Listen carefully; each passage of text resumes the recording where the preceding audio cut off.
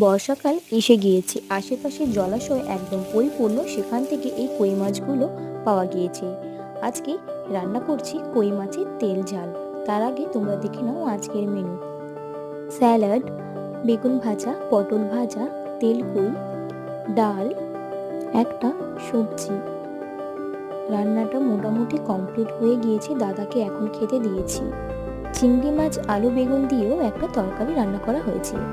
তোমাদের ওইদিকে বৃষ্টি হচ্ছে কিনা জানি না। দাদা খেয়ে অফিসে বেরিয়ে গেলে আমরা খেয়ে নেব। বর্ষাকালে মাছ কুড়োলে দারুণ লাগে।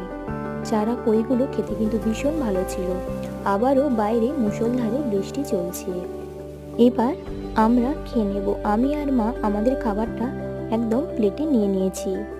চারা কই খেতে তোমরা কারা পছন্দ করো অবশ্যই জানিও। আর হ্যাঁ, কই মাছগুলোর পেটের মধ্যে ডিমও ছিল।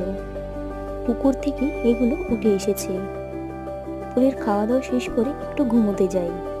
ঘুম থেকে উঠে দেখি ওয়েদারটা খুব সুন্দর। বিকেল হয়ে গিয়েছে, একটু ফল খেয়ে নিচ্ছি। হ্যাঁ, বলে রাখি, কই মাছগুলো আমার মামার বাড়ি থেকে এসেছে।